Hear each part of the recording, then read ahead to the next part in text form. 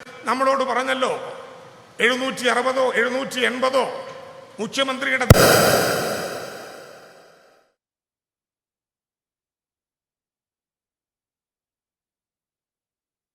നമസ്കാരം, മലയാളി വാർത്തയിലേക്ക് സ്വാഗതം. മുഖ്യമന്ത്രി പിണറായി വിജയന് പലപ്പോഴും മയക്ക് പണിയെടുക്കുന്നത് നമ്മൾ കണ്ടിട്ടുണ്ട്. പല സംഭവങ്ങൾ, ഒന്നും രണ്ടുമല്ല, ആവർത്തിച്ച് പല വേദികളിലും മൈക്ക് അദ്ദേഹത്തിന് പണി കൊടുക്കുന്ന കാഴ്ച നമ്മൾ കണ്ടിട്ടുള്ളതാണ്. പലയിടങ്ങളിലും അദ്ദേഹം പൊട്ടിത്തെറിക്കാറുണ്ട്, ദേഷ്യപ്പെടാറുണ്ട്. പക്ഷേ ഈ ഇടയ്ക്കും അത്തരത്തിലുള്ള സംഭവങ്ങളുണ്ടായപ്പോൾ വളരെ ചിരിയോടെയാണ് ആ സംഭവങ്ങളോട് അദ്ദേഹം പ്രതികരിച്ചത്. നമുക്കതിനെപ്പറ്റിയൊക്കെ അറിയാവുന്നതാണ്. കഴിഞ്ഞ ദിവസവും അത്തരത്തിൽ സമാനമായ സംഭവമുണ്ടായി. പക്ഷേ ഇത്തവണ പണിയിട്ടിരിക്കുന്നത് മന്ത്രി കെ രാജനാണ്. വയനാട് ടൗൺഷിപ്പുമായി ബന്ധപ്പെട്ടുള്ള ഈ വീട് കൈമാറ്റ ചടങ്ങിനിടെ കെ രാജൻ സംസാരിക്കുന്നതിനിടയിൽ മൈക്ക് വലിയ രീതിയിലുള്ള ഒരു മൈക്കിൽ നിന്നൊരു അസ്വാഭാവികമുള്ള ശബ്ദം പുറത്തേക്ക് വന്നു. ഈ സമയം വേദിയിൽ മുഖ്യമന്ത്രി പിണറായി വിജയൻ ഉണ്ടായിരുന്നു. ഈ ശബ്ദം കേട്ടിട്ട് അദ്ദേഹം പൊട്ടിച്ചിരിച്ചു. സാധാരണ തനിക്കാണല്ലോ ഇങ്ങനെ പണി കിട്ടാറുള്ളത് എന്ന രീതിയിലായിരുന്നു മുഖ്യമന്ത്രിയുടെ ചിരി. എന്തായാലും ജസ്റ്റ് മാറിപ്പോയി. മുഖ്യമന്ത്രിക്ക് കിട്ടേണ്ട പണി കെ രാജന് കിട്ടിയിരിക്കുകയാണ്. കേരളത്തിന്റെ മാത്രമല്ല, ഇന്ത്യയുടെ ആർക്കവൈസുകളിൽ ദുരന്തബാധിതർക്കൊരു നഗരമുണ്ടാക്കിയതിൻ്റെ ഒരു മുന്നനുഭവങ്ങളും ഞങ്ങളുടെ മുമ്പിലില്ല.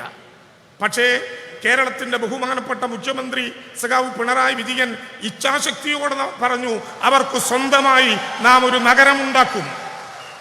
എന്ത് വില കൊടുക്കേണ്ടി വന്നാലും, എത്ര പ്രയാസപ്പെടേണ്ടി വന്നാലും ഒരു നഗരമുണ്ടാക്കും. ചില സാമ്പത്തികകാര്യ വിദഗ്ധന്മാർ ആധുനിക കാൽക്കുലേറ്ററുകൾ നിരത്തി വെച്ചുകൊണ്ട് നമ്മളോട് പറഞ്ഞല്ലോ 760 780 മുഖ്യമന്ത്രിയുടെ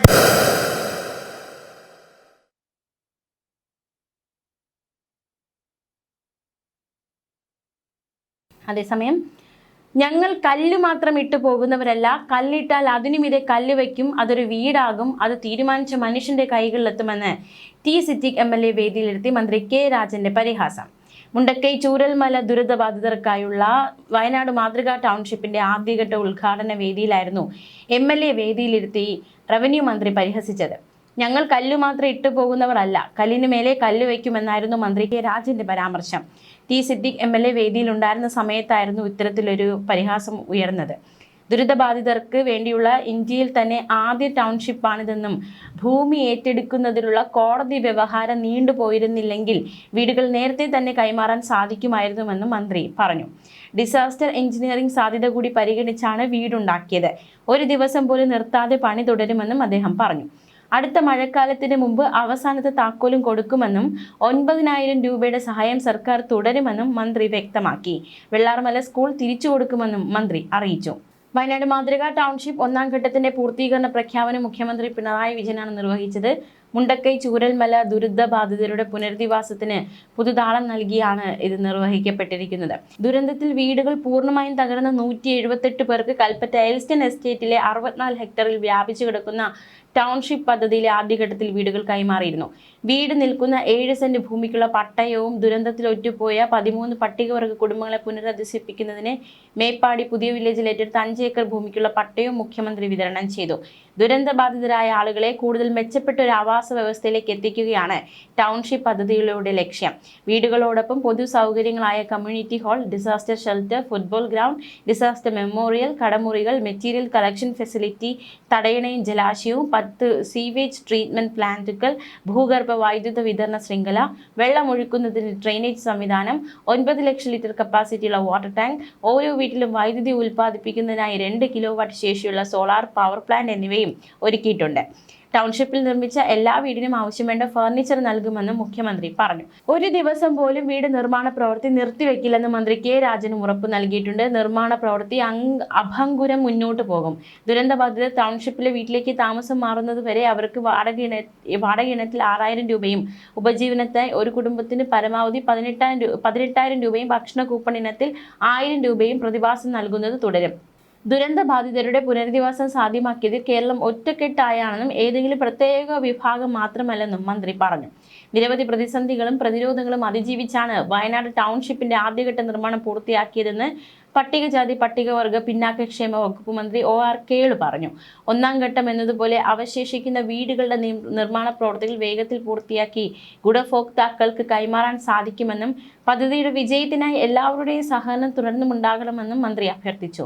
മന്ത്രിമാരായ AK Saseendran, PA Muhammad Riyas, MLA മാരായ T Siddique, TP Ramakrishnan, Ahamed Devarkovil, chief secretary doctor A Jayathilak, revenue ദുരന്ത നിവാരണ വകുപ്പ് സെക്രട്ടറി MG രാജമാണിക്യം, ജില്ലാ പഞ്ചായത്ത് പ്രസിഡന്റ് ചന്ദ്രിക കൃഷ്ണൻ, ജില്ലാ collector DR Meghashree, township project special officer S Suhas, chief operating officer doctor JO Arun, Kalpetta നഗരസഭ chairperson P Viswanathan, KSFE chairman K Varadarajan അടക്കമുള്ളവർ പരിപാടിയിൽ പങ്കെടുത്തു. എന്തായാലും വീട് എല്ലാവർക്കും കൈമാറിയിരിക്കുകയാണ്. നമുക്കറിയാം, വയനാട് ഉരുൾപൊട്ടൽ, ചൂരൽമല ഉരുൾപൊട്ടൽ എന്തുമാത്രം ജനങ്ങളെയാണ് ബാധിച്ചത്. എത്ര പേർക്ക് ജീവൻ നഷ്ടമായി, എത്ര പേർക്ക് അവരുടെ വീടുകൾ നഷ്ടമായി, ഭൂമി നഷ്ടമായി. അപ്പോൾ ഇത്രയും ഗ്യാപ്പിനുള്ളിൽ 2024 സംഭവിച്ചതാണ്. അതിനിടയിൽ ഇത്രയും വേഗത്തിൽ തന്നെ അവർക്ക് വീടുകൾ നിർമ്മിച്ച് നൽകാനായി എന്നത് വലിയ നേട്ടമാണ്. 178ഓളം പേർക്ക് വീട് നഷ്ടമായി, കണക്കുകൾ ശരിയാണെങ്കിൽ. അപ്പോൾ ഇത്രയും പേർക്ക് വീട് നൽകുക എന്നത് വലിയൊരു ദൗത്യം തന്നെയായിരുന്നു. ആ ദൗത്യത്തിലേക്ക് സർക്കാർ എത്തിയിരിക്കുന്നു. ജനങ്ങൾക്ക് അവരുടെ വീട് അല്ലെങ്കിൽ ഒരു കിടപ്പാടം അവർക്ക് തിരിച്ചു നൽകണം. അത് ഇത്രയും മനോഹരമായൊരു, നമ്മൾ കഴിഞ്ഞ ദിവസമൊക്കെ അത് കണ്ടതാണ്. എത്ര മനോഹരമായിട്ടാണ് ആ വീടുകൾ പണിതിരിക്കുന്നത്, എത്ര മനോഹരമായിട്ടാണ് അവർക്ക് നൽകിയിരിക്കുന്നത്. വളരെ സന്തോഷത്തോടെ ആ ജനങ്ങൾ ആ വീട്ടിൽ കയറി പാർക്കുന്നതൊക്കെ വലിയൊരു നേട്ടം തന്നെയാണ്, വലിയൊരു സന്തോഷ മുഹൂർത്തം തന്നെയായിരുന്നു കഴിഞ്ഞ ദിവസം. എന്തായാലും വളരെ സന്തോഷകരമായിട്ട് ആ വീടിൻ്റെ താക്കോൽ ദാന ചടങ്ങുകളൊക്കെ കഴിഞ്ഞു. സർക്കാർ എല്ലാവരും ഒറ്റക്കെട്ടായിട്ട് നിന്ന് നിർമ്മിച്ച് നൽകിയതാണ് ആ വീട് ആ ജനങ്ങൾക്കായിട്ട്. അതിൻ്റെ സന്തോഷത്തിലാണ് ജനത. ന്യൂസ് ഡെസ്ക് മലയാളി വാർത്ത.